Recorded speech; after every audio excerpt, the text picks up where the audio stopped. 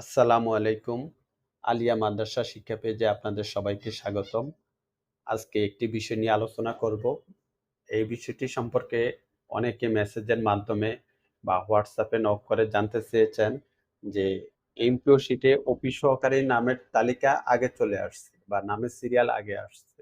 এখন হাজিরা খাতায় কার নাম আগে থাকবে? ইবতিদায়ী শিক্ষকের নাম আগে থাকবে নাকি অফিস সহকারীর নাম আগে থাকবে? তো দেখা গেছে যে অফিস সহকারী টাইম স্কেলের কারণে বা ইনক্রিমেন্টের কারণে ইবতেদায়ী শিক্ষকের আগে এমপিও শিটের নাম চলে আসে। তবে হাজিরা খাতায় কিন্তু ইবতেদায়ী শিক্ষকের নামই আগে থাকবে। কারণ হচ্ছে পদবীর দিক থেকে ইবতেদায়ী শিক্ষক পদটি এগিয়ে আছে। অফিস সহকারী পদ এটি কর্মচারী পদ।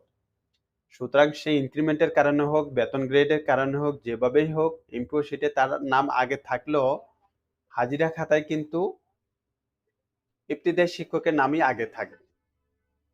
এছাড়া অনেকেই জ্যেষ্ঠতা বিধানের কথা বলেছেন।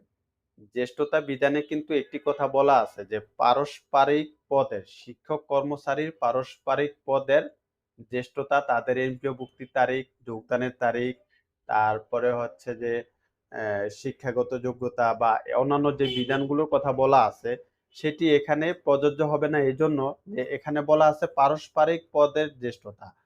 এখন এখানে অফিস সহকারী যদি ৩ জন থাকে, ৪ জন থাকে, ২ জন থাকে, তখন তাদের ভিতরে তাদের মধ্যে যারা এমপিওভুক্তি তারিখ থেকে এগিয়ে আছেন তাদের ভিতরে সেখানে জ্যেষ্ঠ হবে। কিন্তু অফিস সহকারী পদের সাথে ইবতেদায়ী শিক্ষক পদের সাথে কিন্তু এখানে সমন্বয় হবে না। কারণ এখানে পারস্পরিক কথাটাই উল্লেখ আছে। তাই এ এই কথাটাই আমি বলতে পারি যে হাজিরা খাতায় আগে ইবতেদায়ী শিক্ষকের নাম থাকবে, তারপর অফিস সহকারীর নাম থাকবে। এখানে বেতন গ্রেড হোক আর এমপিও শিটে যার নামই আগে থাকুক, এখানে এটি প্রযোজ্য হবে না।